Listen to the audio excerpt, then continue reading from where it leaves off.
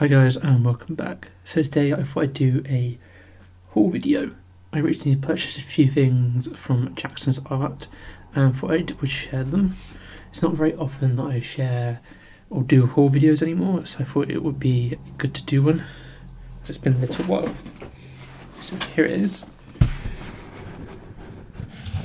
So before we actually get into the haul, I just want to say that if you live in the UK and your order is large enough, I think Jackson's actually send it via DPD, and I've had some really good experience with DPD. They're really good usually, and they deliver everything how I would want. Like, they leave it in my safe space, and it's never gone missing or been damaged or anything like that. They do a really good job. So if you're worried about like ordering things in the UK about things arriving, DPD are usually pretty good.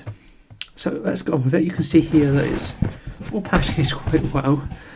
Jackson's use recyclable packaging now, so their tape on the front here is recycled tape, so it's paper tape, it's not like sellotape, so that's really nice for the environment. And all the boxes in there too are environmentally friendly, and the chips they package it all in are biodegradable. Like, you can put it in the sink, fill it with water, and they will dissolve slowly, so that's also good. So let's unpack this and see what we've got.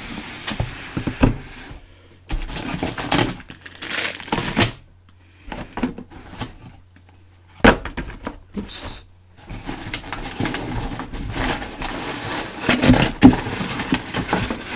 Oh, and that's the invoice at the bottom. So let's pop this to one side and let's have a look at them. So first off, I think I'll talk about the first thing we ordered, and this was actually the main reason for the order, and these are 180 half pans. As a paint maker, I pour my paints into half pans to sell, so I go through these quite a lot, and I need to replenish some stock of these because I have run out, so I had to get those. I then ordered a few other bits because I took advantage of it. They had a sale on some paintbrushes, and I wanted a small tiny detail brush for painting with gouache. And this is a Pro Art miniature painting brush 5/0. This did come in a little plastic sleeve. I've taken it out because it was actually packaged really badly and the bristles at the end were a bit bent. I have tested this out and it does work okay. If it was for watercolor painting strictly, I would probably send it back or ask for a refund, but there's only a small bend to the brush now and it will work fine with gouache, which is what I wanted it for. So that's fine. Next up, I saw they had some Holbein's artist gouache for sale. They had two 5 colour sets. One was, I believe, 15ml and one was 5ml. I've tried the Holbein acrylic gouache and really enjoy it, so I thought I'd give the Holbein gouache a go. I'm not a huge fan of their watercolors, but I've heard really good things about their gouache, and as I say, I do enjoy their acrylic gouache, so I got the 5ml set. I think it was about £11, so it was fairly affordable, not too expensive. And the colours that come in this are Carmine, Lemon Yellow, Ultramarine Deep, Ivory Black, and Permanent White. So I will do a video on those at some point. I may have to order a magenta before I do it, just because red is not a great primary colour to have if you don't have a violet in the set as well. But it's a cute little box.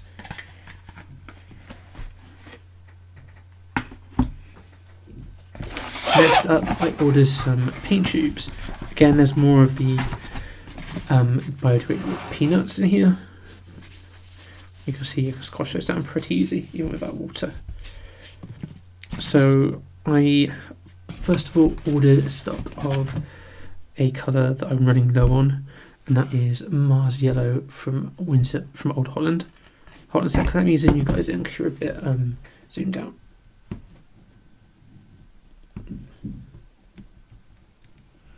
There we go, that might be a bit better. So I ordered a new tube of Mars Yellow from Old Holland. Let's just focus that. So Mars Yellow is PY, I believe it's a PY43, it's a yellow ochre. It's one of the strongest, most pigmented yellow ochres I've tried. I currently have a 5ml tube that I'm running low on, so I thought I would get a new tube. I don't use this colour massively, but when I do use it. I use quite a lot of it, so I thought it was best to get a replacement colour. And because it's a colour I know that I like and will use, I bought a big tube of it. If it's a new colour or I'm not sure that I'm going to like it, I will buy smaller tubes. I will show everybody what these swatch like in a moment.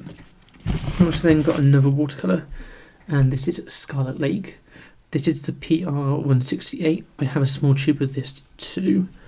According to Core, the watercolour manufacturers, PR168 is going out of production.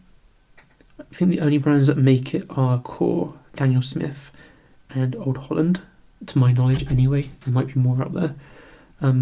But I've heard that Core are supposed to be the best for this pigment, but that was out of stock when I was ordering, and the Scarlet Lake was in stock from Old Holland. I like Old Holland paint anyway, so I was happy to get it. There was also a small sale on the watercolours as well from Jackson's.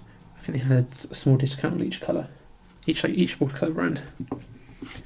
Next, I actually got some gouache. So the first tube that I got is Permanent Rose from Windsor and Newton, and this is Pb19. I've been painting more with gouache lately, and I've been really enjoying it, and I wanted a magenta. I don't actually have a magenta in my collection of gouache from Windsor and Newton. I do have a pink, but it's not light fast, and I wanted a light fast pink or magenta from them. And I really like Windsor and Newton gouache. It's the best brand of gouache I've tried so far. Next up we have Dioxazine Violet, or Windsor Violet as they call it, which is Pb23 in their gouache 2. I have one or two violet gouaches from them, but again they're both fugitive, the ones that I have, so I wanted a permanent one, and I love Dioxazine Violet. It's my favourite violet pigment that I've seen. Either the Pb23 or the Pb37 are pretty good too. So, and lastly, I got some pure blue gouache from Holbein, and this is made with Pb17. I believe Pb17 is actually a discontinued pigment now.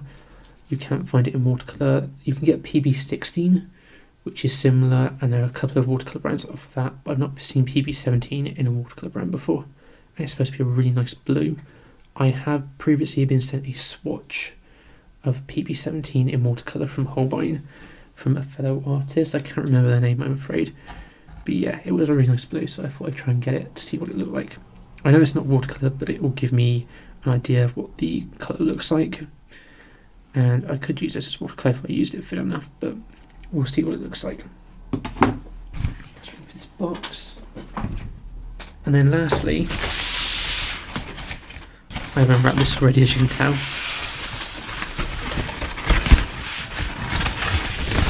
I picked up some pigments. So Jackson's sell their own pigments now, and I wanted to get some of them. Sadly, some of the ones I wanted to get were out of stock, so I just got the one that I really wanted, which is the Nickel Azo Yellow PY150. So I got a tub of this, and I saw a few other colours in stock that were pretty cheap and affordable, so I got that too. So PY154 Benzimidazole Yellow. I really like this colour, it's a nice middle yellow, so I got that. And these two were really cheap, and this is the Mars Red Light PR101 and the Terra Paluzzi PR102.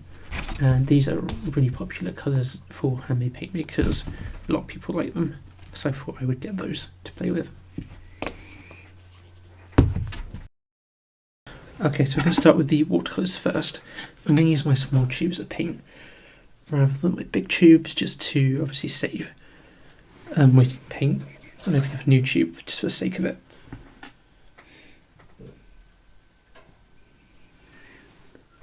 So let's see if I can find a paintbrush.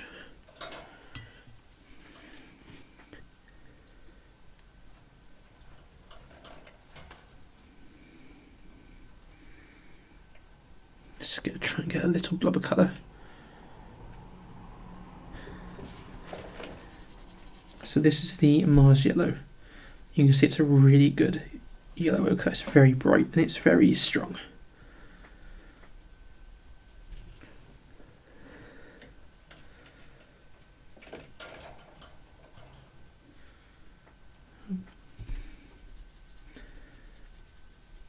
I don't recommend painting old Holland colours too thickly, like I am here, because they can have a tendency to bronze and not handle too nicely.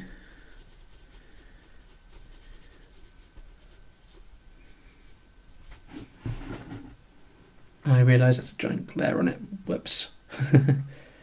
I'll try and show you without the glare.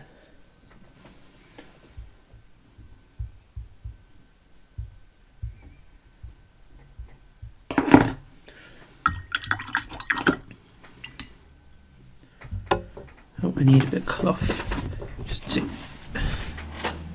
make sure my brush is clean, and we'll try the Scarlet Lake next.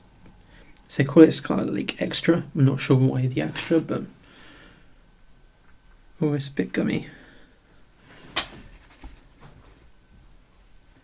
Sometimes old Holland colours can be a bit gummy.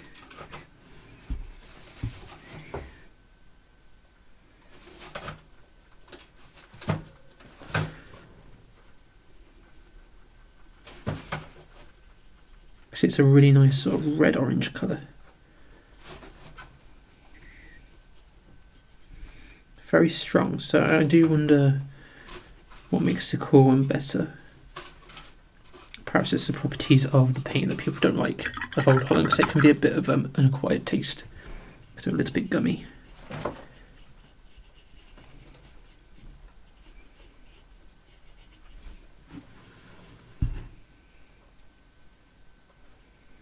So that's those two. We're not going to try out the set of Holbein gouache, because I'm going to save that for another video, but we will try the pure blue gouache from Holbein. So let's look first of all at the Windsor & Newton gouache. I love the white design in the tubes. I'm not so keen on the plain metal tubes that they do now. I prefer the white design. I just think it looks a bit smarter, that's all. So here we go, this is a Carmine Pb19. This should be a nice pink. And that's a really nice pink. I'll blend some of it out. Oh, so there's a nice square there. So I've got a nice opaque. I'm just going to damp my brush and do a washed out bit. See how it washes out. You can see there's some of that pink coming through. Obviously, if you mix this white, you'll also get pink, but so there is it in really thinned out.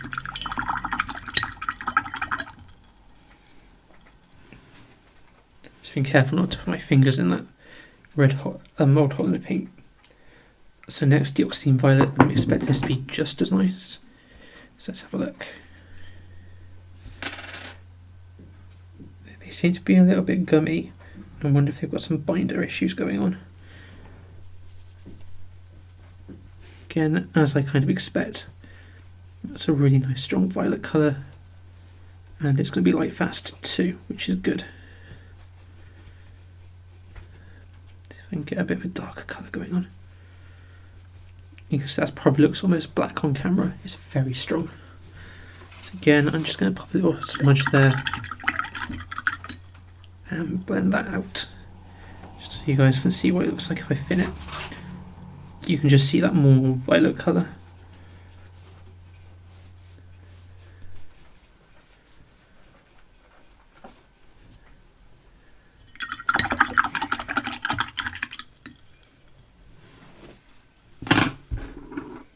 Screw that cap back on, and then finally we can look at the Hoboi pure blue gouache. Whoa, and that's really overloaded. There's a bubble of paint on the top. That might also be to do with the shipping though. It would have come from Japan, so that's very thick, very thick. I would say that's probably thicker than Windsor & Newton.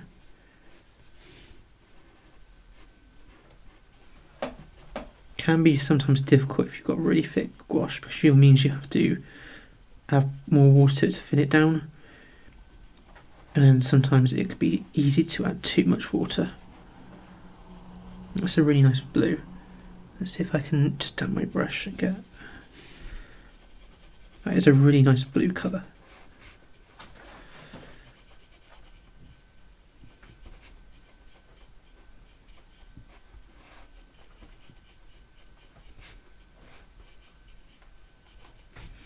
I'm not sure it's anything special, like it's similar to most phthalo blues.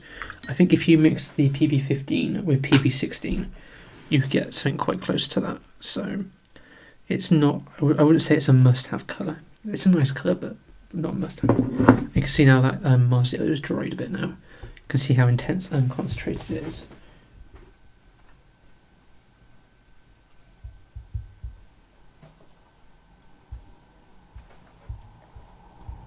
But yeah, that's the haul. These are all the colours, and I'm happy with them. I didn't want to buy loads of watercolours, so I didn't. I've been really good for buying watercolours really. I've not bought many for quite a while, so that's good. I'm really pleased with myself for that, because I think definitely as artists we can buy too many watercolours and get overwhelmed with them, so it's good that I don't have that issue. I'm behaving. But yeah, I hope you guys enjoyed seeing this mini haul, and I hope you enjoyed it. Thank you guys so much for watching, and I'll see you again in the future. Bye bye.